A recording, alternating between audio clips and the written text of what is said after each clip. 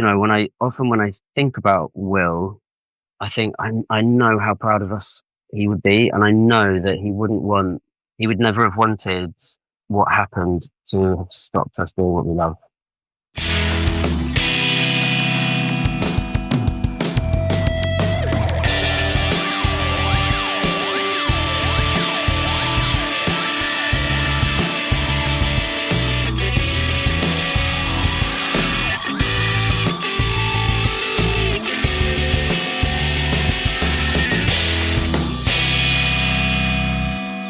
Welcome to the XS Noize Podcast, the chart-topping music interview show.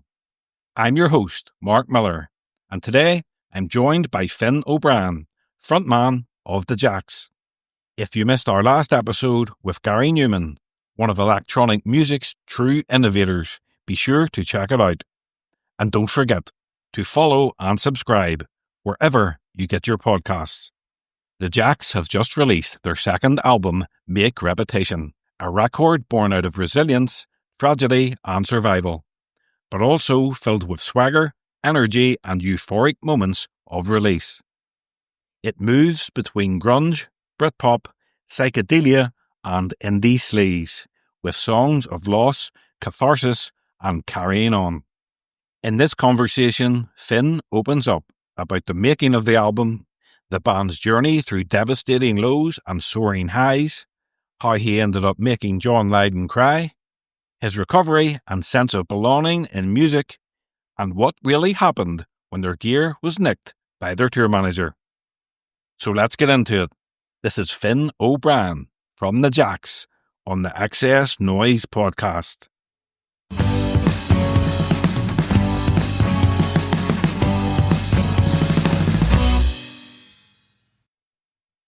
Hi Finn, welcome to the XS Noize Podcast. Thank you very much. Thanks for having me. It's great to have you on. As we speak today, your second album, Make Reputation, is released. So how does it feel to finally have it out into the world? It's been a really long time coming. It's been, I think, maybe 5 years in the making, which is not what we're going to do again, by the way. Too long. But there's COVID and everything. But yeah, it's so good. And like I said to you just before we started the podcast, I'm with my bandmate Harry today. It's nice to be together, you know. We're going to see Elliot as well later in Hilton. So yeah, nice to be with the boys on a special day like this. Was there a moment in making the album when you realised you'd really found your voice as a band? To be honest, it's an interesting question. I feel like every time, well, we've made 2 records now, and every time we make a record, it feels like that.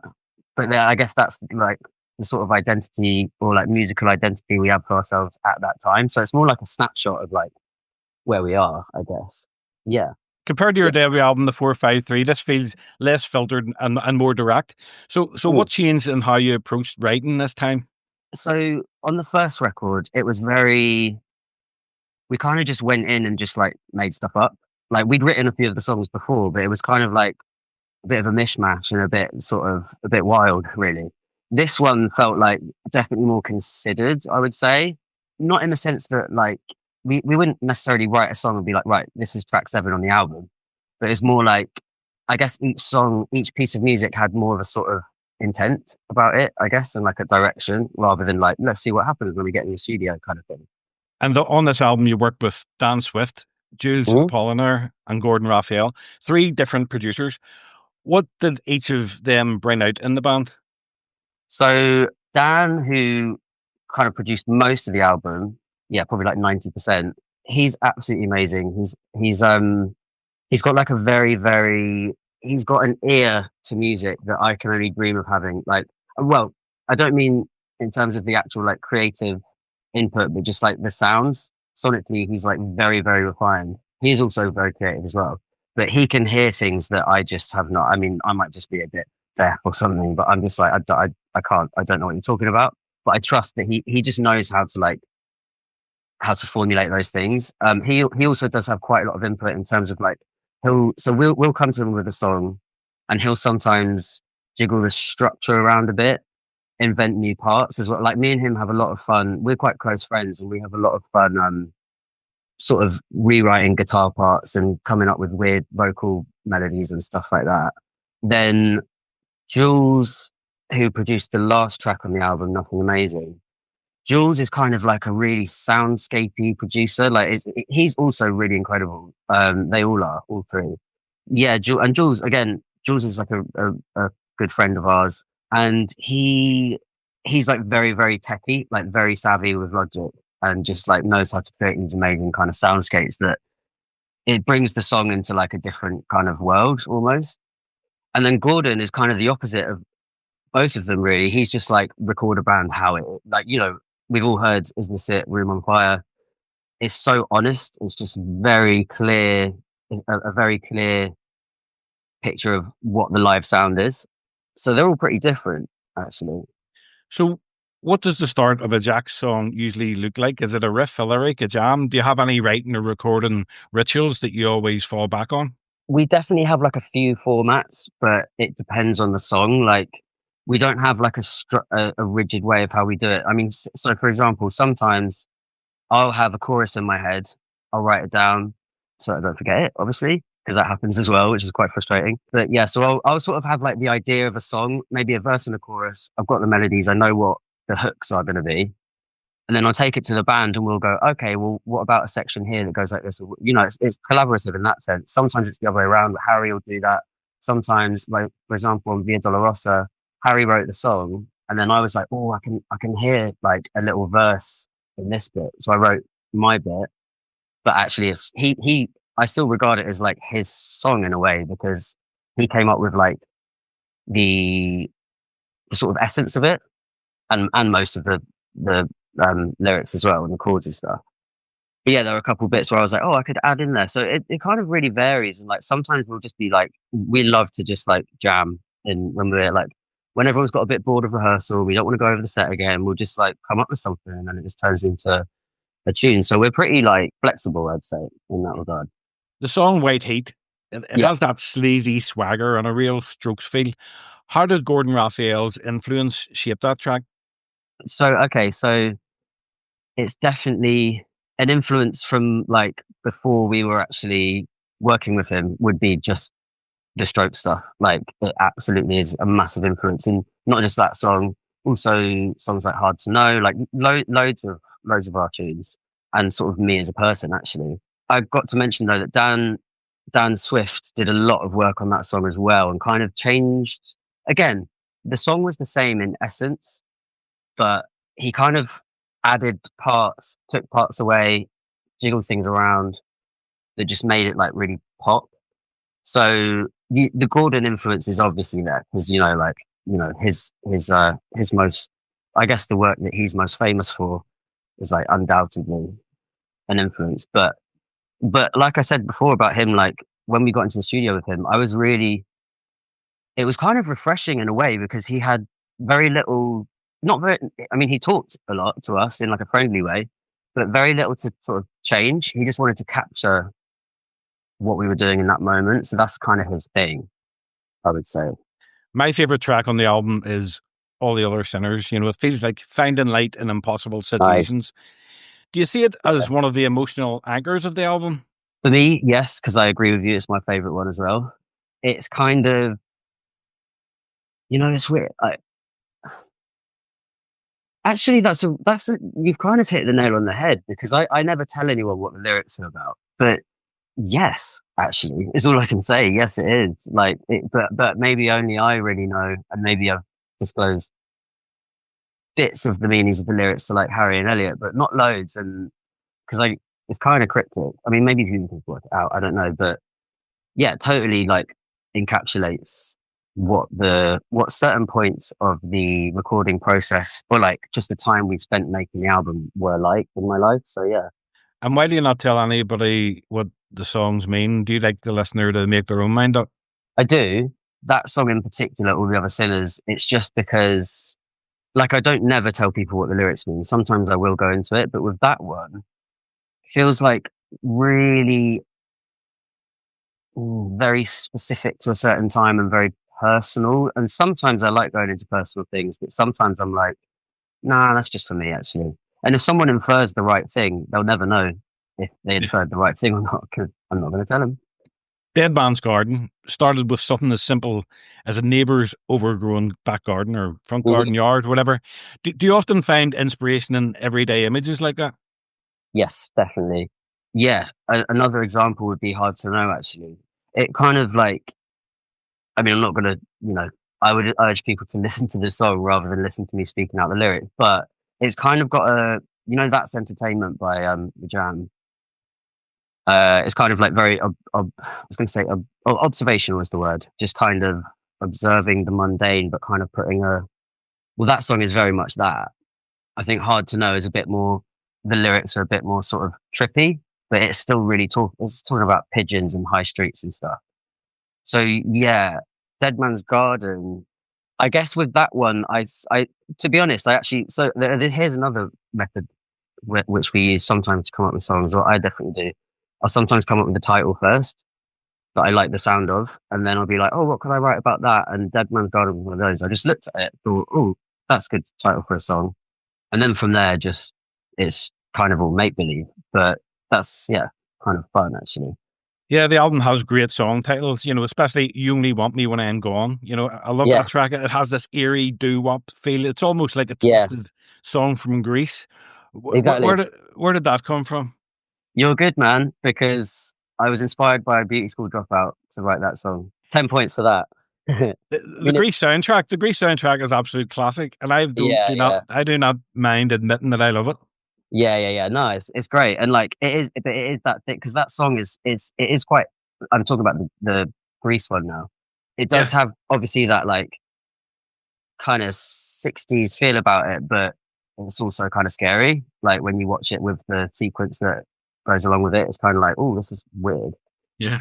So yeah, that's totally what inspired that song. And nothing amazing, it carries so much emotional weight. And how did recording it together change the way you hear it? And was it always the natural closer of the album? I think we did always say this one's an album closer. However, it's definitely of all the other tracks on the album, for me, it's the most distinct because we recorded it in quite a different way. So that was the one that Jules produced, and we recorded all our parts separately and used quite a lot of sequencing and synthesizers and stuff. I mean, we do use synths and other things, but usually we record that live. Whereas with this, it was quite like computer based, which we don't usually do, but that's more Jules's thing. It's kind of for me, it's like, I don't want to say odd one out because that makes it sound bad, but it's like, it's just the one that we like made in a different way. But again, like, there's a million ways to write a song, so like, it just kind of happens like that sometimes. What song on Make Reputation feels closest to you personally? Okay, so I've said my favorite was All the Other Sinners. The closest to me personally, I think would be Clung, which is quite further along the album. It's our sort of slowed down moment, I guess. Because I've got very fond memories of making that with Dan in Rockfield, which was years ago now. I mean, we kind of just bunged it in the album because it hadn't been used. And the lyrics are very personal. That's another one which I will keep to myself. But that's the one that I would pick in that way. I mean, the album's great. It's very diverse lyrically and sound-wise. There's just lots going on. Yeah. I mean, I think that's kind of our thing. Like I don't know, we've all got some sort of thing which makes us get bored very quickly. So we don't like to, we don't really stick with the same vibe ever. I sort of see our songs as like in little clusters. And so for example, White Heat, first track on the album, we'd never play in a live set next to Start Running, which was on our EP we put out last year, because they're in the same, I don't know, same world. We like to just make things. We like to just, I don't know how to describe it really, but like, yeah, I guess just like change things up as quickly as we can. So that's going to be reflected in all our records probably. Well, you never know. We might change things up by doing the same thing over and over again one day. But anyway. You've already seen huge highs and some devastating lows, from playing Hyde Park with the Libertines to losing a bandmate and navigating addiction. When you look back, what do you think kept you going? Each other. I would say that, like, these are my best. I mean, one of them is my brother, but he's still like my best friend, and so is Harry.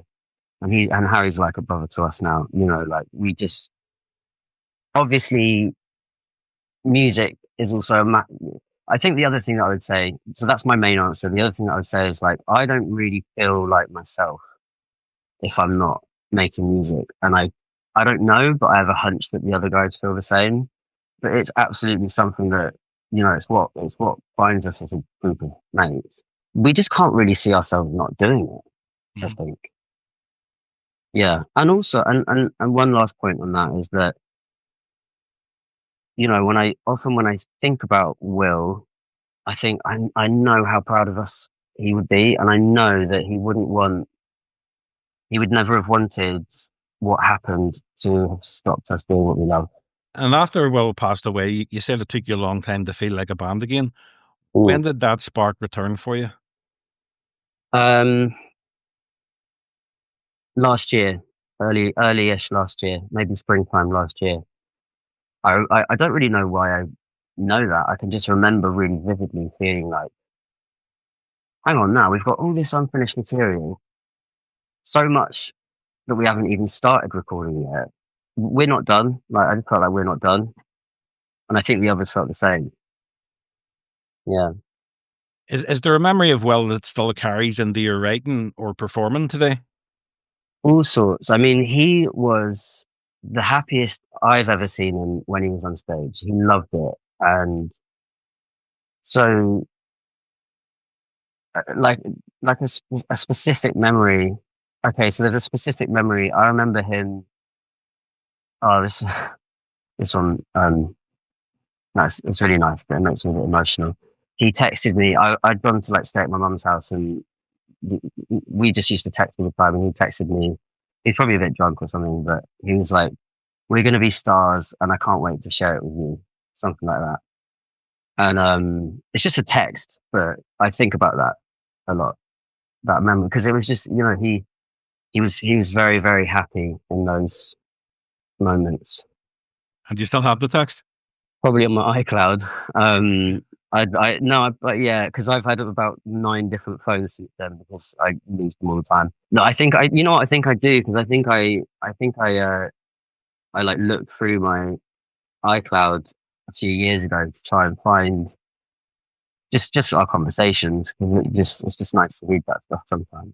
Well, Finn, looking at everything that went into Make a Reputation, the loss, the resilience, the recovery, what story do you hear running through it now? Kind of one of, like, I think you just mentioned it, resilience, which is, like, maybe a bit vague, but it's like, when I listen to it now, I think, oh, that was a close shave, because we were really, really not going to finish this. You know, things have got pretty shit, and we were just going to leave it.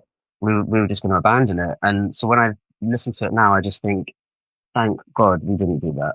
That's kind of the story that runs through my head. And you've been open about recovery being a continuing journey rather than a finish line. Did Make Reputation feel like a form of therapy for you? I think it was something that I clung on to. There was definitely a point in my life where I felt pretty useless. And so the fact that I could continuously remind myself that I can, if nothing else, write good songs, was a bit of a lifeline, really, because, you know, when you feel useless, you feel like no one wants you around, you feel like there's no point, blah, blah, blah. And so to have that essentially as a tool to just remind myself, like, no, listen to this. There's never going to be a day where you think that this is a load of shit, because it's not. That has really kind of, yeah, held me, I guess. The band supported Public Image Limited recently. You know, it must have been a surreal, full circle moment. What's the story about making John Lydon cry? So, you know, the worst thing about this is not one that I don't want to tell, but I can't really remember. I can remember the ballpark, though. So he was asking me, he was not in a sort of, not in a remotely sort of like annoying or problematic way, but he was asking me a bit. Okay, so he asked me about my transition, but not any details. He just said, he was just like, are you okay now? Like, do you feel better? And I'm remembering it as I'm talking now. So it was something to do with that, and I just told him how I feel now, and I think that's what brought the tear, because I think I don't know, maybe it reminded of him of something else, and someone else he knew or something. I don't know, because he didn't really say, but I think it just maybe was a bit of a moment of like hope that like things can get better for some people, or hopefully for everyone. But yeah, it was something along those lines. I hope I described that fairly well. Yeah, it was a very sweet moment, actually. Really, really, really sweet. So before we'd actually met him, we played a few shows without meeting him or the band, and that's what I was most nervous about. I wasn't nervous in a sort of like never meet your heroes way. It was more like, oh, I don't want him to take the piss out of me. He just, yeah, that's the thing I was kind of most scared about. But honestly, for us, maybe it's because we're like so much younger, and you sort of thought, oh, this lot of sweet. He was just like nothing but friendly and nice and funny, very funny. But yeah, yeah, super nice guy. On that same tour, your van and gear were stolen. How did you Yeah. find the resilience to carry on after a blow like that? Well, what happened was, so this was day 2, and we'd done the first night in Lille, which was great. Sold all our vinyl, wicked.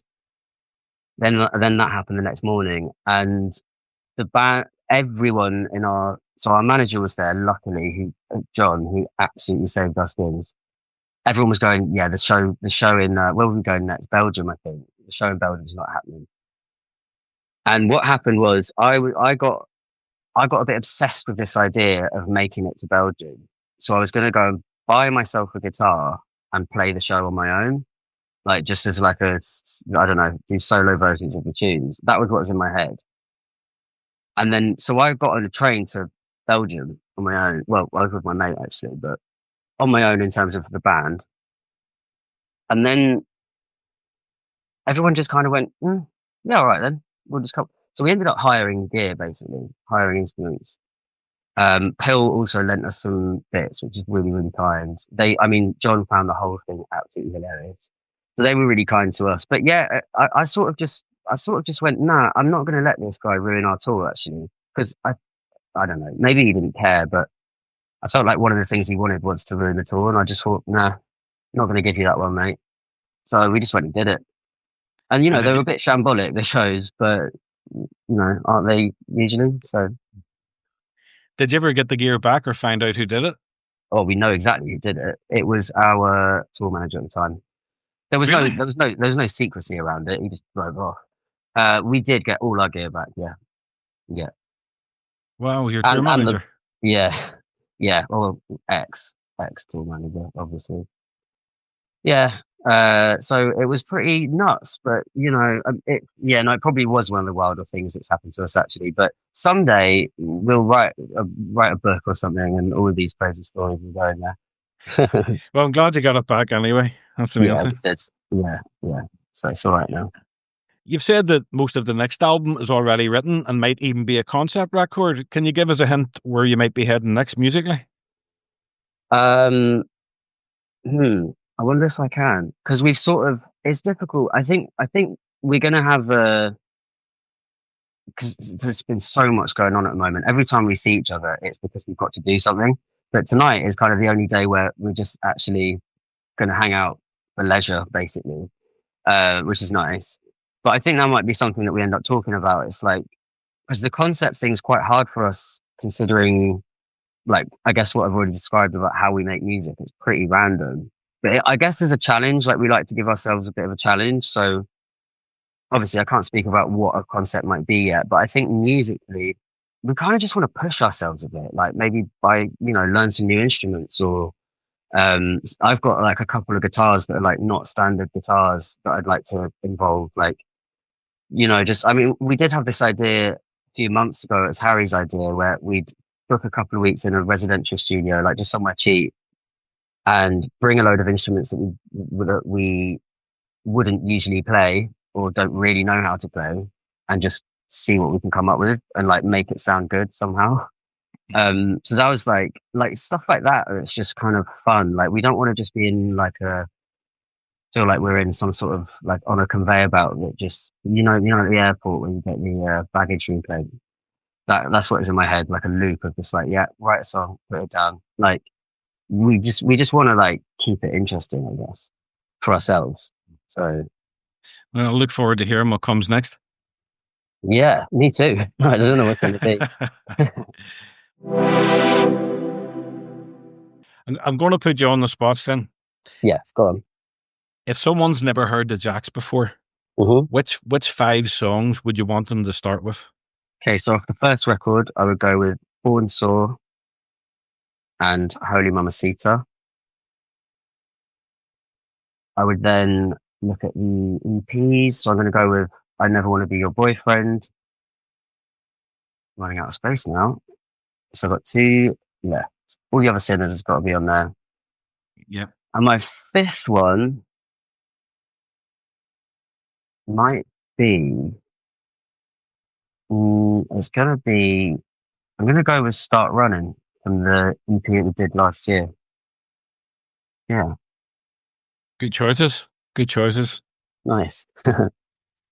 Looking back, Finn, yeah. to the days jamming the White Stripes at 5 years old, what do you think your younger self would say if they could see you now? I think he'd be pretty excited because this is all I've ever wanted to do, really. I'll do other stuff when I have to, obviously, but yeah, lifelong dream, which seems to be kind of on the precipice at the moment. So yeah, very excited. What song or album outside of the Jacques brings back the best memories for you?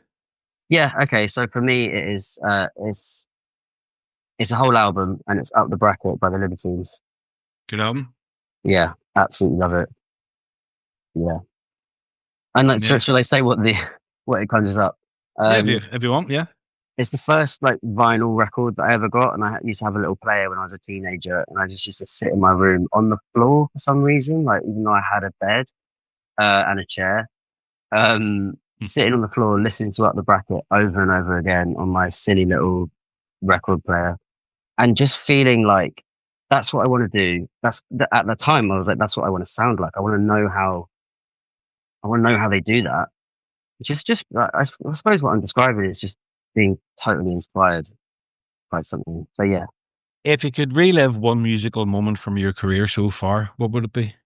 Yeah, easy. It would be Transmusicale 2016, Harry's first ever Jacques show, and it was massive. There was about 4,000 people there. So we played our song Weekends at the end, or like as an encore or something. And I did like a crowd surfing stage dive moment. And yeah, I need to do that again at some point in my life. Last one. For someone scrolling past on Spotify who's never heard the Jacques before, why should they press play on Make Repetition? Because we don't sound like anyone else. Might as well give it a go.